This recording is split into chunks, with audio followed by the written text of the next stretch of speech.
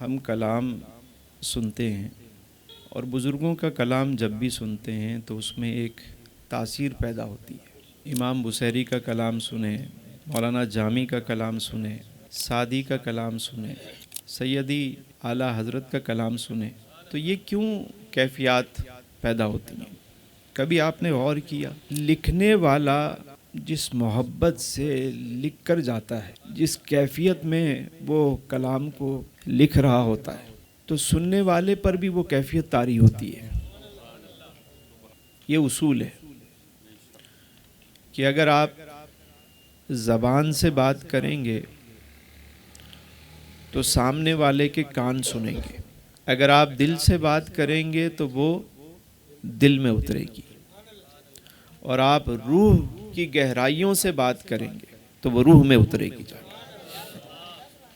یہ جو آج معاشرے میں نصیحت کی کثرت نے نصیحت کو بے اثر کیا ہے، اس کی وجہ یہی کہ گفتگو تو بڑی شاندار ہے، خطابت بھی بہت ہے، کلام بھی بہت ہیں، لیکن وہ مٹھاس اس میں نہیں ہے جو کیفیات ہوتی ہے۔ اللہ نے ایک خوبی عطا فرمائی تھی امام اہل سنت کو کہ دونوں ہاتھوں سے لکھتے تھے، دونوں ہاتھوں سے لکھتے تھے، اور جب لکھتے تو حضور کی تعریف، توصیف، تعظیم، توقیر، ادب کے ہر پہلو پر لکھتے، اور اس کیفیت میں لکھتے کہ لکھتے لکھتے اچانک یہ کیفیت بھی طاری ہو جاتی کہ خود ہی کہہ رہے ہوتے کہ ارے اے خدا کے بندو، کوئی میرے دل کو ڈھونڈو، میرے پاس تھا ابھی تو، ابھی کیا ہوا خدایا، نہ کوئی گیا نہ آیا۔ بھائی یہ دل کہاں چلا گیا؟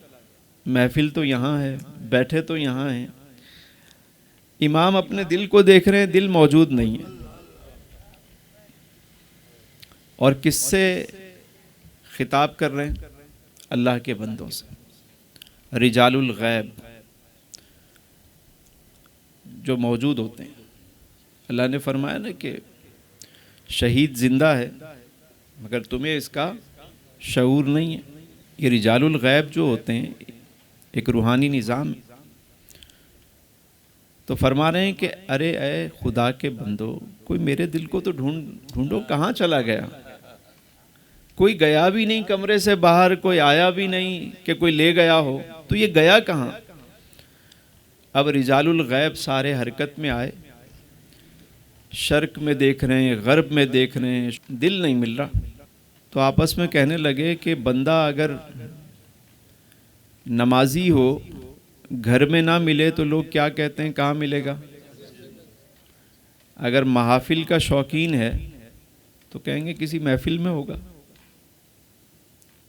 اور اگر کسی اور چیز کا وہ شوق رکھتا ہے تو وہاں ملے گا۔ تو آپس میں مشورہ کیا کہ بندہ کون ہے؟ تو کہا بندہ تو عاشقوں کا امام ہے۔ تو کہا پھر دل بھی وہیں ہوگا، جہاں شمع ہوگی پروانہ وہیں ہوگا۔ اور پھر گئے تو دیکھا واقعی دل موجود ہے وہاں، واپس آئے، آ کر بتایا کہ ہمیں اے رضا تیرے دل، ہمیں اے رضا تیرے دل کا پتہ چلا بمشکل، در روضہ کے مقابل وہ ہمیں نظر تو آیا، یہ نہ پوچھ کیسا پایا۔ کیف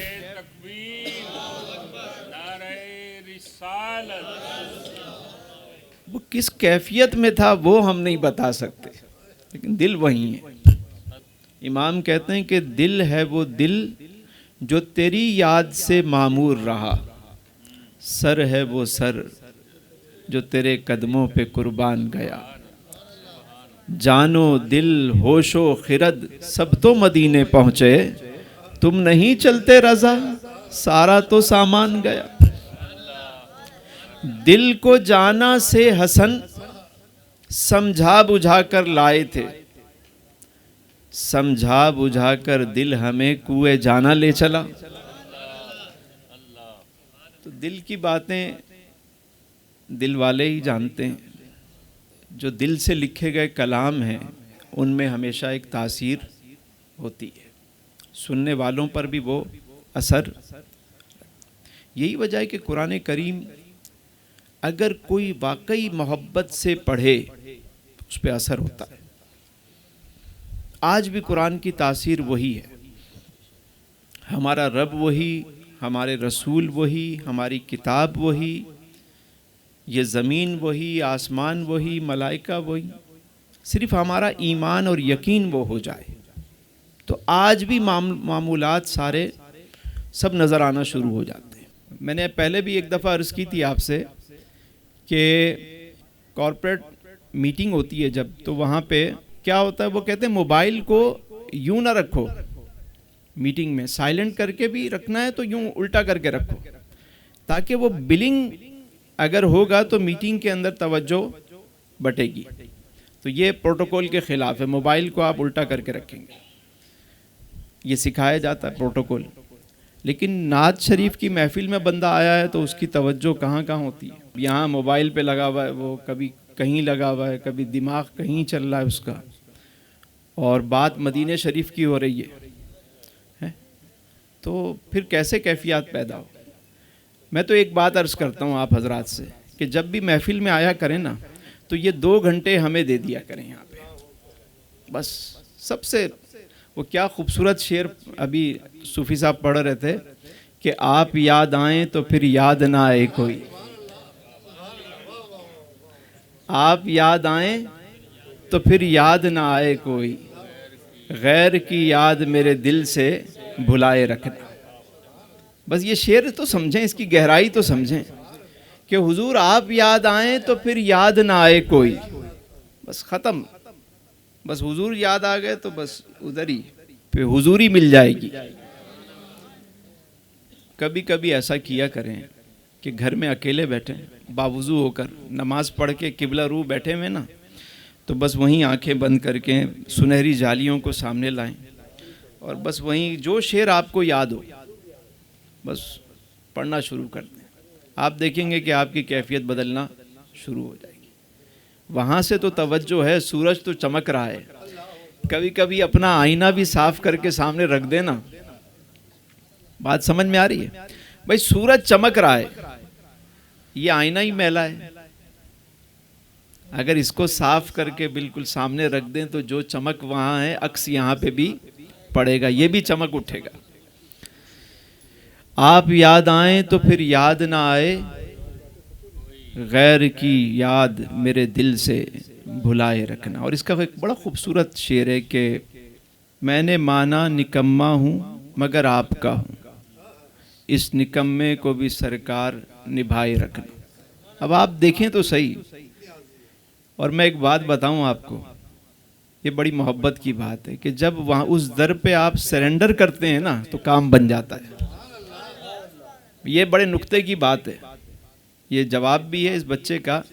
جب تک آپ اپنے آپ کو کچھ سمجھتے رہیں گے نا کچھ بھی نہیں ہوگی، کوئی کیفیت ہی طاری نہیں ہوگی. اعلیٰ حضرت فرماتے ہیں کہ میں گیا مدینہ شریف، ذہن بنا کے گیا کہ اس دفعہ سر کی آنکھوں سے اپنے حضور کا دیدار کروں گا. بات کون کر رہا ہے؟ امام اہل سنت. کیا فرما رہے ہیں کہ سر کی آنکھوں سے جا کے میں حضور کا دیدار کروں. یعنی خواب میں تو دیدار کی کیفیات ہوتی ہی ہیں، میں جاگتی آنکھوں سے حضور کا دیدار کروں.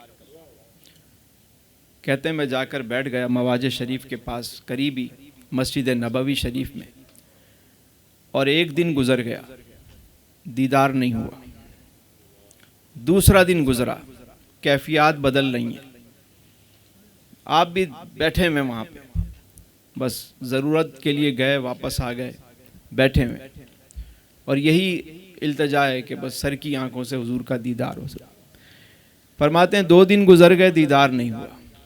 تیسرا دن جب آیا تو خود ہی ایک کلام لکھا، اور اس میں کیا لکھتے ہیں کہ وہ سوئے لال ازار پھرتے ہیں، تیرے دن اے بہار پھرتے ہیں، اس گلی کا گدا ہوں میں جس میں مانگتے تاجدار پھرتے ہیں، اس گلی کا گدا ہوں میں جس میں مانگتے تاجدار پھرتے ہیں۔ کلام لکھتے رہے مکتا لکھتے ہیں کہ کوئی کیوں پوچھے تیری بات رضا، تو رضا اپنے آپ کو بہت بڑا سمجھ رہا ہے کہ میں جا کر بیٹھوں اور سر کی آنکھوں سے دیدار کر لوں۔ اور جب مکتا کہتے ہیں میں نے یہ لکھا کہ کوئی کیوں پوچھے تیری بات رضا، تجھ سے کتے ہزار پھرتے ہیں۔ کہتے ہیں جب میں نے سرنڈر کیا تو میں نے حضور کا دیدار کیا۔ بات سمجھ میں آ رہی ہے؟ مٹا دے اپنی ہستی، اس در پہ جھکنا ہی عروج پانا ہے۔ بس کبھی بھی حضور کی محفل میں آئیں تو بس ادب پہلا کرینہ ہے محبت کے کرینوں